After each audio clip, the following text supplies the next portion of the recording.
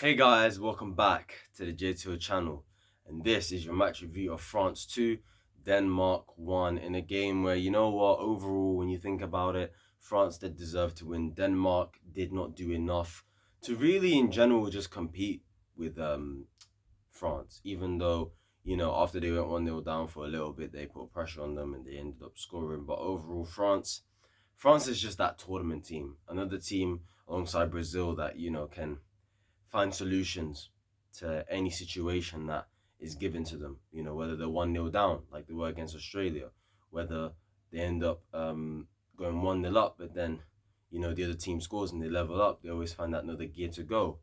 They can play any style of football that you want them to. And I may not rate the Champs, maybe as a coach in general, but you know what? If there's one thing that he can do, I feel like it's to probably galvanize the team together, to get everyone to just set aside, your egos, what you think of each other, etc., stuff like that. He couldn't quite do that at the Euros, but hey, there's a reason why they won the World Cup with him as a manager. He must have a bit of something. The time I wasn't rating him, he was on a madness playing three at the back and that. He's not doing that this tournament. He's clearly found the system to get the best out of France. None of this five at the back nonsense, Pavard at wing back and that. Like, no, none of that nonsense. He's 4-2-3-1.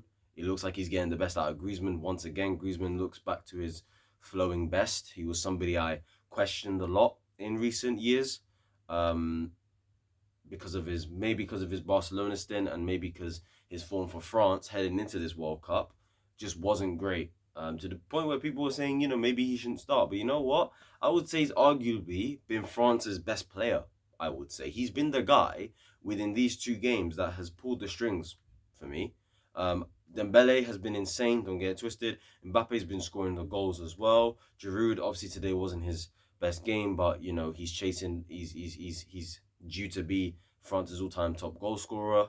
Although, boy, the way Mbappe is going, he's probably going to be France's all-time top goal scorer very, very soon. He's on 30 goals already for the country, and he's 23 years old. Like, do you know how insane that is? That's honestly, it wouldn't surprise me if he genuinely got like 100 goals by the time his career ends for France, and just his career in general just ends. You get what I'm saying? So yeah, fair play to him. France today they were just efficient. They were effective. I feel like the attacking talent is honestly a joke. And if Mbappe plays the way he does, if Dembele plays the way he does, especially this Dembele guy, I I praised him a lot last game. Yeah, today I'm gonna do the same thing.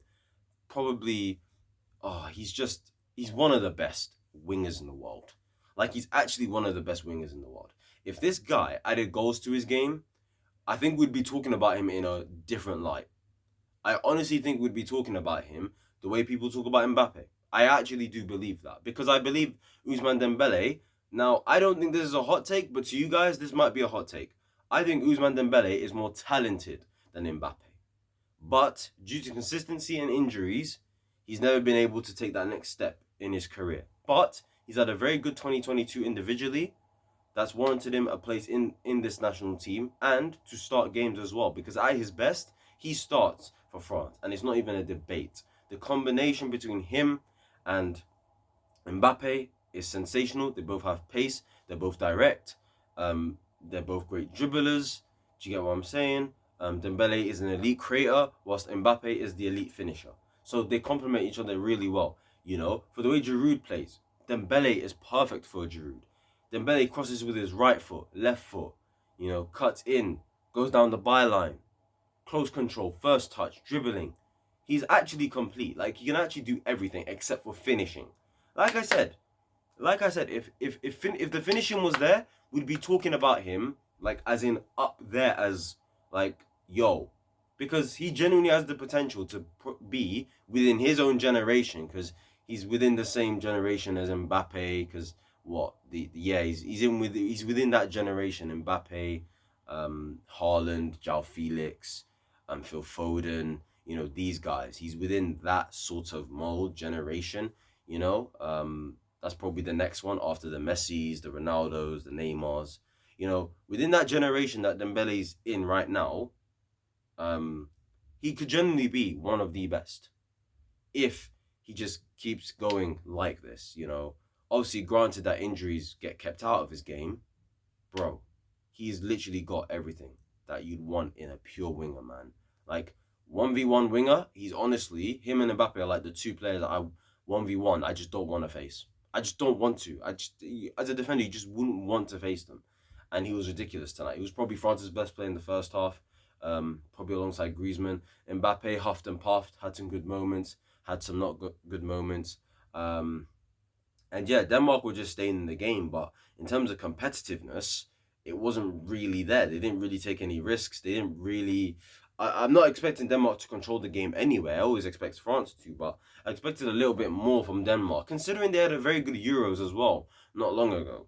But considering that as well, when you look at Denmark back at the Euros, I'm pretty sure in the group stages, they just about got through.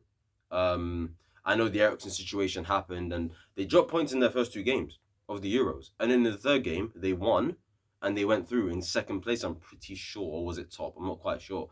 Something similar could happen. Obviously, France are through now. France are the first team now to go through in this World Cup now. They've won 2 out of 2 now, so fair play to them. And yeah, they qualify. I expected them to qualify, although, they are one of the teams that I did look at the beginning thinking, could they be the flop of the tournament? Could they be the most disappointing team of the tournament? I still think that could be Portugal more likely than France, just because I just had France going out the group stages. Portugal, I'm still not sure if they will get out. Unless they win their next game, I'm not sure they get out. But we'll see. I could be proven wrong. Regardless, with Denmark, look, it's still okay. All they have to do is just beat Australia in the last game, who, to be fair, they won their last game against Tunisia today, 1-0. Unfortunately, I didn't watch the game. I missed the game. I also missed the Poland-Saudi Arabia game. Apparently, Saudi Arabia were pretty solid and their penalty should have been retaken, but it is what it is. But when you look at the goals, obviously, wait, before we get to the goals, obviously Denmark, look, they got a point from 2 games. If they beat Australia, who only have 3 points, they go through. It's as simple as that. That's why, the way it's set up for these last group games is going to be crazy and it's going to be very intense. So it's going to be exciting. And obviously later on we got Argentina, Mexico, where if Argentina don't win, then Messi and co do go out, but I don't believe that will happen. I think Argentina will win comfortably. Anyway, back to the goals. When you look at the first goal, I think it's just a really good combination play from Hernandez and Mbappe. Mbappe drives the ball. Hernandez makes that run in behind. Mbappe cuts in, passes it to Hernandez. Hernandez has the awareness to cut it back to Mbappe. Mbappe finishes it off. Solid team goal. And yeah, they deserved it at the time. They were creating the chances. They were the only team attacking. Denmark, look, unfortunately for the defense, they couldn't hang on. And I thought the defense actually was okay today, considering the amount of pressure that France were putting on them. Like, they marked Giroud out the game. Giroud didn't have a great game, and I think that's because of the defenders like Christensen, Jensen, and co. So, yeah, fair play to Denmark in terms of that. It's just, I think like Ali McCoy said on commentary, like the big difference between the two teams was just the attacking part. Because in midfield, it was a battle today. It was a pretty decent battle today between Højbjerg and Rabiot and Chouameni and I forgot who, and Ericsson as well. Like, it was actually a pretty good battle between the midfield. I did enjoy it, but yeah, Griezmann was just there, just a ghost, just pulling the strings, the forgotten man in a way. Do you get what I'm saying? Like, when it comes to France, everyone focuses on Mbappe, Dembele, Giroud, but it's like, focus on Griezmann as well, because he's the tick of it all. He's the tick between that midfield, Rabiot and Chouameni, to that attack of Giroud, Mbappe and Dembele. He brings so much balance to the team, and fair play to him. He's been France's best player, in my humble opinion, so far.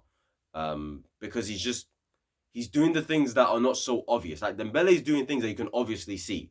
Mbappe is doing things that you can obviously see. But with Griezmann, he's not. He's not. He's sort of, you have to watch him. Like, you have to focus only on him to really see what he brings to that team.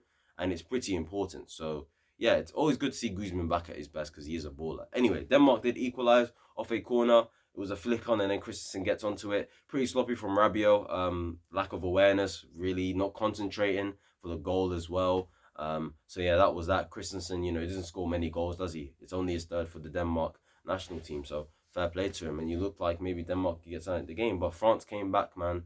Cross came in. I'm pretty sure it was from Griezmann, was it? Or was it Coman?